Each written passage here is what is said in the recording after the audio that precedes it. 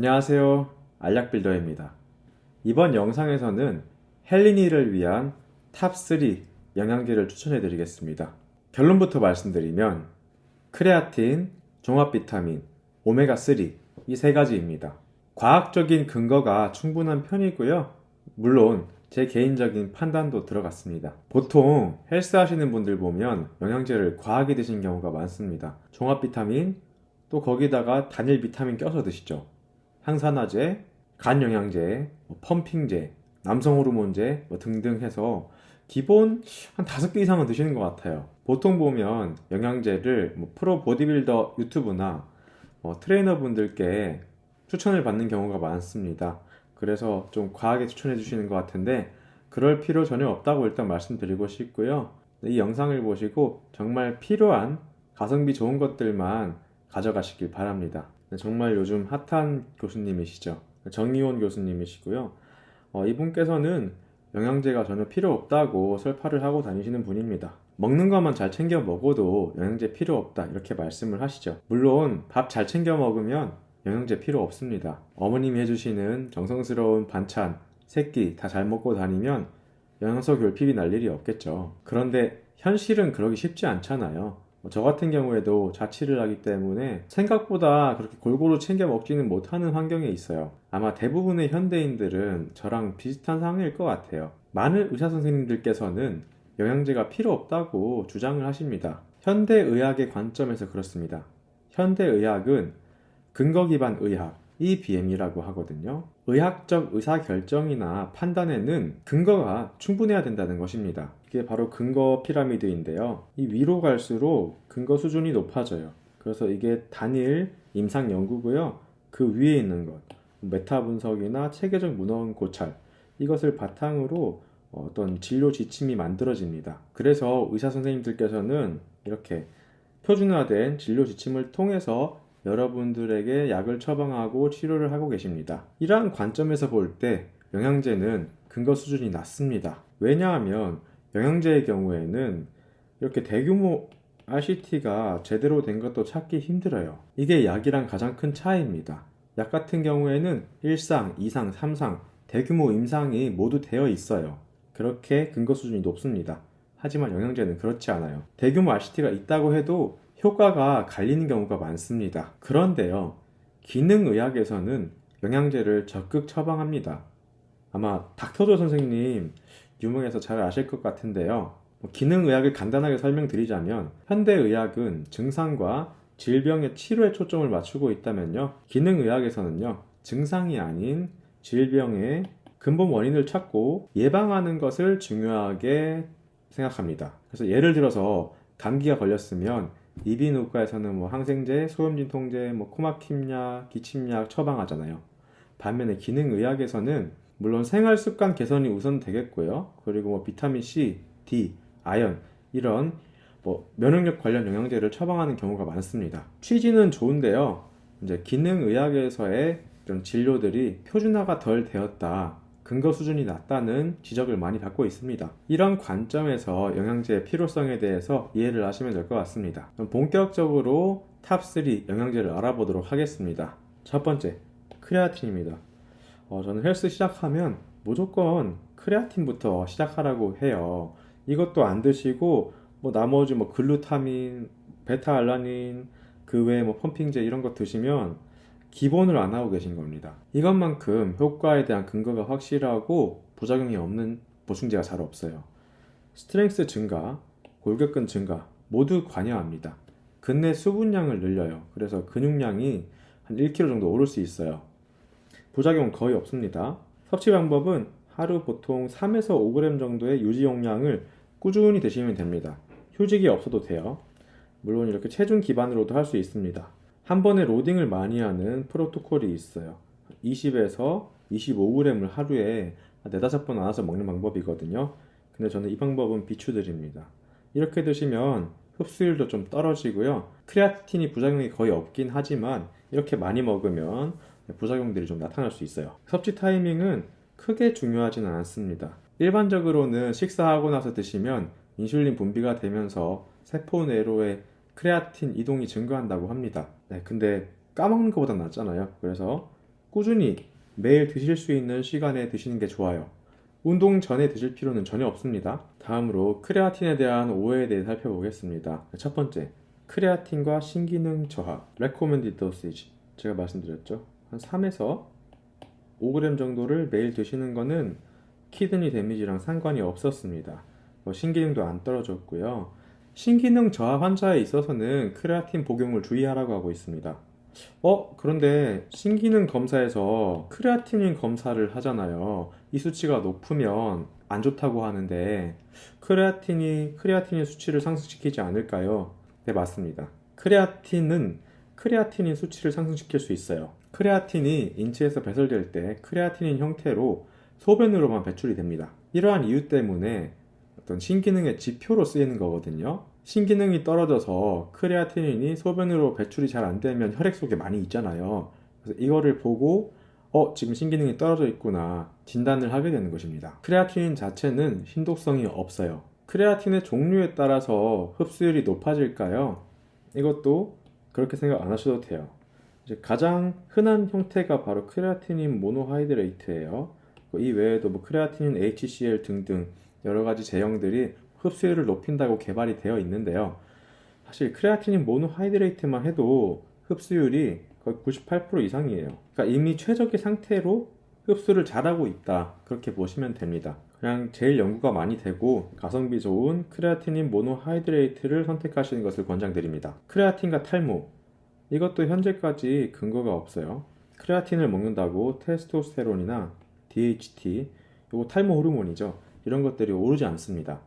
그런데 왜 이런 오해가 계속 됐나? 사실 연구는 한 개밖에 없었어요.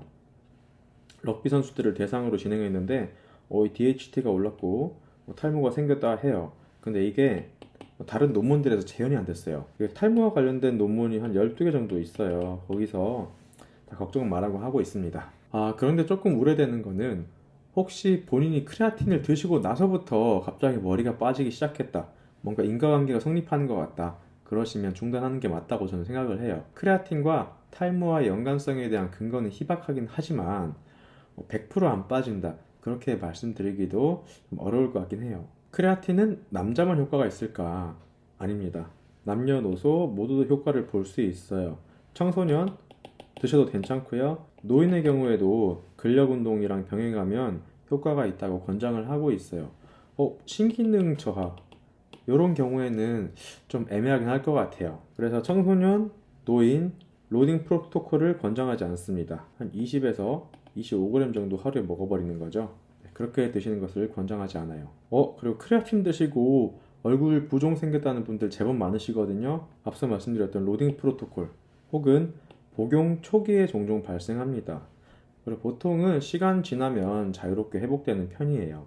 그래서 일시적으로 얼굴이 붓더라도 아마 일단은 드셔보시는 것을 권장드리고 그래도 계속 부어있다 하면 양을 좀 줄여보시고 그래도 안 된다 그러면 얼굴을 포기하든지 몸을 포기하든지 둘 중에 하나를 선택하시면 될 것 같습니다. 다음 크레아틴과 미분화 크레아틴입니다. Micronized, 그러니까 잘게 분해됐다는 뜻이에요. 과연 미분화 크레아틴이 필요가 있을까? 저는 굳이 필요 없다고 생각합니다. 미분화하려면 공정이 추가돼서 가격이 더 비싸지고요. 이미 크레아틴의 흡수율은 거의 100%에 가까워요. 그래서 더 쪼개고 제형을 변형시킨다고 해서 월등하게 더 좋은 효율을 가지지 않아요. 장점이 있다고 하면 풀림이 좋다. 근데 사실 저 같은 경우에는 크레아틴 무맛 그냥 입에 털어놓고 물이랑 같이 먹어버리거든요. 일반 크레아틴 먹는데 불편함을 전혀 못 느꼈어요. 제품 추천을 해드리겠습니다. 일단 크레아틴 모노하이드레이트 제품을 추천합니다. 원료사는 보통 크레아퓨어가 최고로 쳐요. 그래서 한국에서도 이 원료를 사용해서 제조하는 업체가 있고요. 해외 직구도 많이 있습니다. 그거 아니면 보통 쌍크레아틴 많이 드시는데 중국산이긴 해요. 그리고 가성비가 좀 좋긴 해요. 아무래도 중국산이라고 하면 좀 찝찝한 느낌이 있죠. 다음 종합 비타민입니다.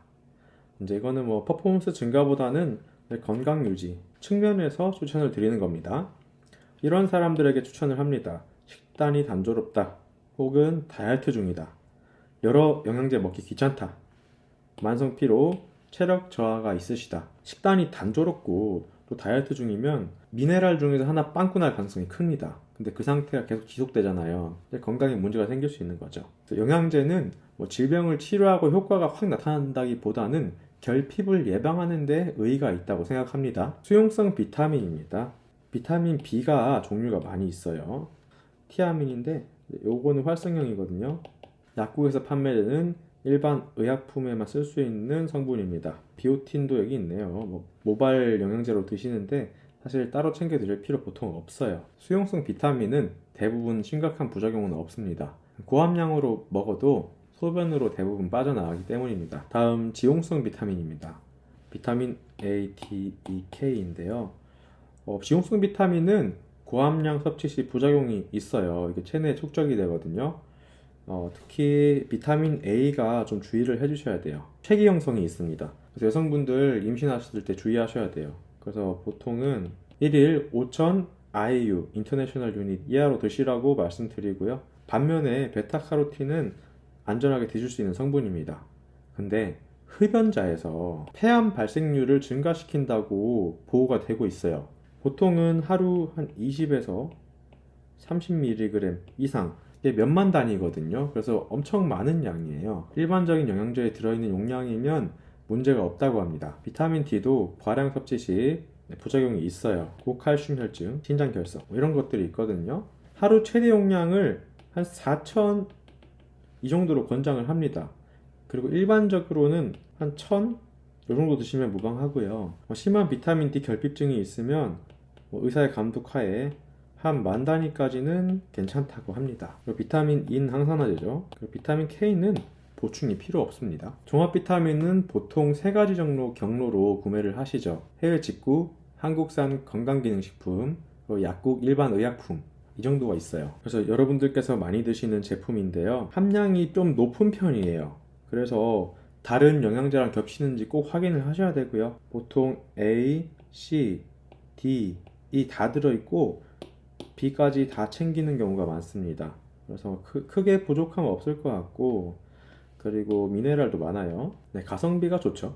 그런데 품질 이슈가 있어요. 왜냐하면 미국이나 해외 직구 같은 경우에는 이렇게 건강기능식품이라는 게 없어요. 그냥 식품에 준해서 관리가 되고, 사실 품질 검증은 이루어지지 않습니다. 국가적 차원에서. 그래서 그냥 그 회사 믿고 사야 되는 부분이에요. 금전적 여유가 조금 더 있으면 이제 한국 건강기능식품을 보시면 됩니다. 한국에서 건강기능식품은 식품보다 높은 그레이드예요. 그래서 더 관리를 하는 편입니다. 건강기능식품도 성분들이 부족함 없이 다 들어있는 편입니다. 약국 종합 비타민입니다. 일반 의약품의 경우인데요. 왜 인터넷으로 사는 것보다 더 비쌀까? 그 이유는 바로 품질 관리, 제조에 비용이 많이 들기 때문입니다. 이 의약품의 경우에는 GMP를 해야 되거든요. Good Manufacturing Practice. 그래서 제품의 원료, 또 의약품 제조, 출하까지 모든 과정이 법적으로 관리가 돼요. 제일 까다롭게 관리가 된다고 볼 수 있고, 그래서 효능 효과나 품질 관리가 확실합니다. 그리고 활성 비타민 사용 가능합니다. 이런 것들이 흡수율이 좋고 효과가 더 좋대요. 일반 의약품도 다른 영양제랑 성분 차이는 크게 없어요. 제가 추천드리는 거는 여기 비타민 D는 한 1,000 정도 단위까지는 들어있는 게 따로 구매 안 하셔도 되니까 좋을 것 같고요. 비타민 C도 들어있네요. 저 같은 경우에도 마음 편하게 일반 약으로 구매해서 먹고 있습니다. 오메가3입니다. 오메가3도 효과 없다고 최근에 논란이 많이 됐죠. 네, 맞습니다. 심혈관 질환의 예방 측면에서 효과가 없다고 이제 그렇게 발표가 됐어요. 사실 오메가3를 심혈관 질환 예방 목적으로만 드시지는 않습니다. 보통 오메가3 섭취가 필요한 분입니다.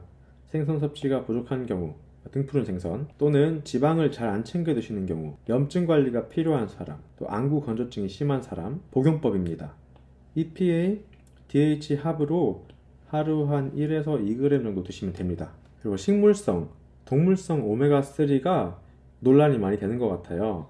근데 실제로 식약처 기능성은 EPA, DH 함유 유지로 나와 있어요. 그래서 식물성 오메가3라는 개념은 없습니다. 사실은 호두, 아마씨, 올리브유 이런 거에는 ALA가 많이 포함되어 있어요. 알파 리놀렌산인데요. EPA, DHA의 전구체라고 보시면 됩니다. 근데 변환이 잘 안 돼요. 이게 되는 비율이 5%, 한 10% 미만이라고 합니다. 기능성은 여기에 있거든요. 사실 뭐 식물성 오메가3라고 해서 ALA로 나온 제품은 크게 추천드리진 않습니다. 동물성 오메가3는요, EPA가 DHA보다 많이 들어있고요. 식물성 EPA, DHA는요, 미세 조류에 수출이 되는데 DHA 비율이 높습니다. 차이가 조금 있어요. EPA 같은 경우에는 항염증, 심혈관계에 더 작용을 많이 하고요. 이 DHA는 뇌, 신경계, 망막 등에 많이 위치를 하고 있습니다. 보통 이 항염증 쪽을 많이 보시니까 동물성 오메가3가 더 맞지 않나 생각하고요. DHA가 풍부한 식물성은 보통은 임산부, 영유아한테 많이 추천이 됩니다. 뇌나 신경계 발달에 도움이 되기 때문이죠. 오메가3 세대별 차이가 있습니다. TG형인데요. 이게 자연산 그대로입니다. 여기 EPA가 하나 글리세롤에 붙어 있는데 포화지방, 보통 나쁜 지방이라고 하죠. 같이 붙어 있어서 TG형은 퍼센트, 순도가 낮습니다. 여기서 한번 가공을 하면 E형이 돼요. 에탄올이랑 붙는 형태인데 이 형태에서는 순도를 높일 수 있습니다. 그런데 흡수율이 좀 떨어져요. 이 점을 개선한 것이 바로 RTG형입니다. 이제 글리세롤 하나에 이렇게 3개를 다 붙여놨죠. 그래서 순도도 높고 흡수율도 높여놨습니다. 요즘 4세대형도 나온다고 하는데 일단은 3세대형까지 고려하시면 될 것 같습니다. 초인계를 강조하시는 분들이 많죠. 저온에 수출을 해서 뭐 용매나 뭐 산패도 위험해서 좀 벗어났다 그렇게 보시는데 사실 크게 의미가 없거든요. 어차피 최종 결과의 품질만 중요하거든요. 원료사도 중요한데요. 대표적으로 4가지가 있습니다. KD파마, 알래스카 오메가, 폴라리스, GC리버. 요거는 국내에는 별로 없는 것 같아요. 딱 하나 본 것 같아요. 그래서 제품 구매하실 때 웬만하면 이 4가지 중에서 구매하시는 게 좋아요. 자체적으로 뭐 인증도 많이 받고 또 뭐 산패도 같은 것도 관리가 잘 되는 편입니다. 오메가3 인증 제도가 2가지가 있어요. 아이포스는 성분 함량, 산패도, 중금속, 방사능 이런 것들을 다 평가를 해요. 굉장히 까다롭죠. 식약처 건강기능식품 공전에도 기준은 있어요. 그래서 산패도, 중금속 검사는 이루어지는데요. 아이포스가 훨씬 까다롭습니다. GOED 이러한 인증도 있어요. 국제 품질 기준을 준수를 하는지 이는 이제 제조사의 전반적인 신뢰도를 평가하는 거라 보시면 되고요. 아이포스는 개별 제품에 대한 인증이라 보시면 됩니다. 지금까지 필요한 영양제 고르는 방법을 알려드렸고요. 개별적인 영양제 추천은 드리지 않는 걸로 하겠습니다. 영상에 대한 신뢰도가 훼손이 될까봐 그렇습니다. 시청해주셔서 감사드립니다.